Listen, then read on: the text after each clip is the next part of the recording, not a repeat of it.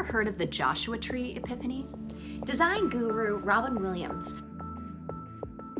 tells a story of seeing a Joshua tree in a picture for the first time and thinking, that is a weird looking tree. We don't have those in Northern California. Then she walked outside and saw 4 in her own cul-de-sac.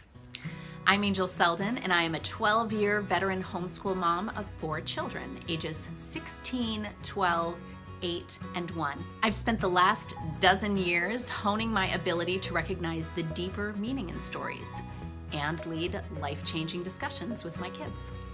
I'm Andrea Jakeman. I've got a little baby girl, a master's degree in creative writing for children and young adults, and I have written and edited professionally for more than a decade. Basically, I spend all my time thinking about passionate, effective, lifelong learning through stories. And I spend all my time thinking about stories themselves, how to write them, and just as importantly, how to read them. Which brings us back to the Joshua Tree Epiphany. If you don't know something exists, you won't recognize it even if it's right up in your face. But as Robin Williams said, once you name something, you're conscious of it. You have power over it. You own it. What deeper meaning and critical thinking skills are we missing out on, simply because we can't name what we're looking for? We'd like to teach you 23 recurring patterns in storytelling. In Roll of Thunder, Hear My Cry, The Odyssey, Harry Potter, Green Eggs and Ham, Lord of the Flies. Wait, ew, no, we are not doing Lord of the Flies. I'm sorry, did you still want to do Ferris Bueller's Day Off? Yeah. Then at some point in some way, we are doing Lord of the Flies. Patterns of character, patterns of plot. We are going to dive into why these specific storytelling patterns keep showing up, why they're used, and why they are so effective. You might even start appreciating or loving a book you once hated. Like Lord of the Flies. But first, let's talk a bit more about why any of us should care about the Joshua Tree Epiphany. What does it matter if we know a name or not?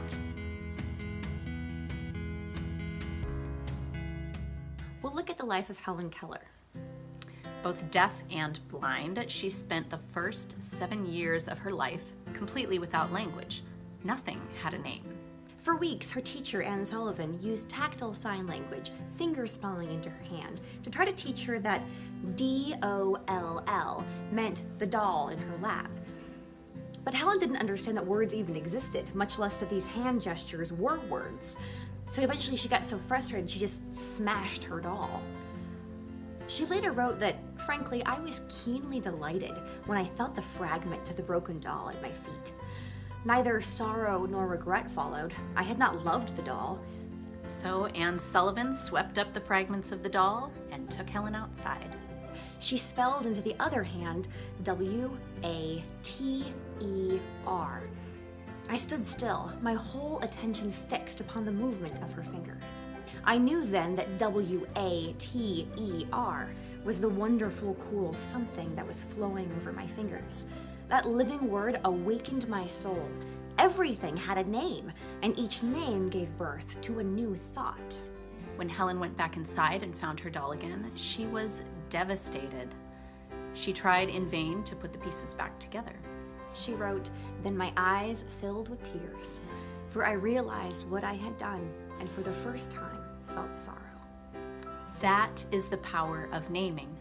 Helen couldn't feel sorrow or love for her doll until she understood that it had a name. When we learn to name and recognize the recurring patterns in stories, we unlock their secrets and release their full teaching power, the power to shape what we think, how we think, and even who we choose to become.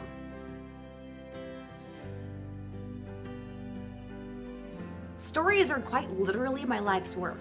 As a book editor, I read people's fiction, narrative nonfiction, personal memoirs, family histories, just any of these stories that they're really, really passionate about sending out to the rest of the world.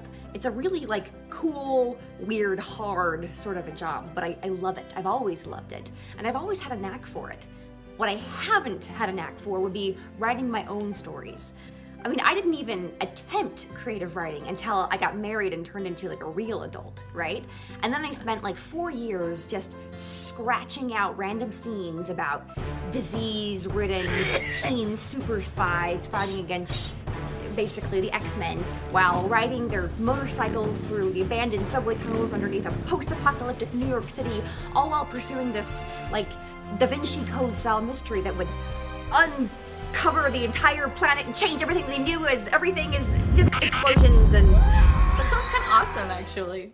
Well, maybe, but it made absolutely no sense. Like, no single scene had anything to do with another scene. I had no idea where the story was going or how to connect all of these dots, no idea what my characters even wanted, and no idea that I was attempting to put 5 books worth of material into one novel.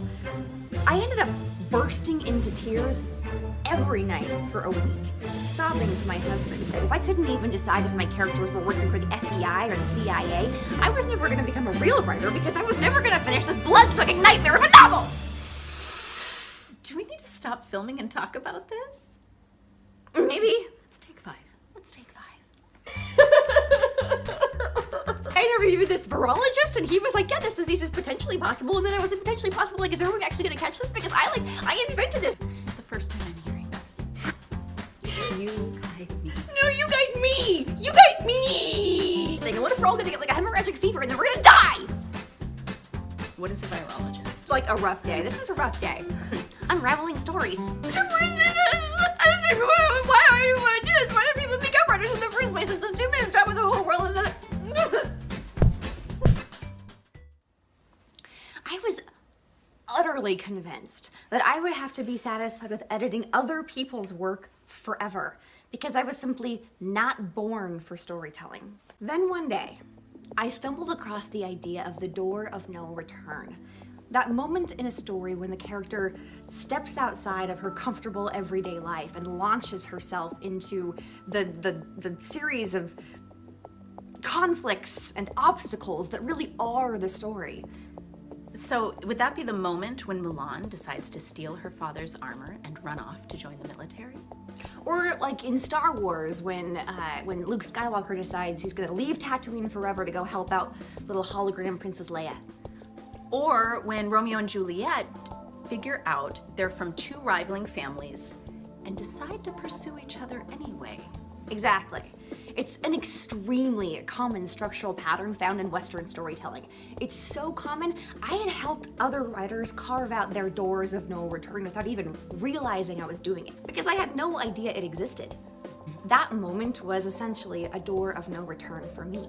Writing went from a passing interest to a lifetime passion in a matter of hours, simply because I'd cracked open that door and gotten a glimpse of the very concrete, learnable things, the possibilities that lay just on the other side. Learning to recognize the names and functions of just 23 recurring story elements will give you, as Helen Keller put it, a strange new sight that will make the stories all around you quiver with life. We hope you'll join us down this road and stop missing the Joshua trees in your front yard. I'm Angel, I'm Andrea, and together we are unraveling stories.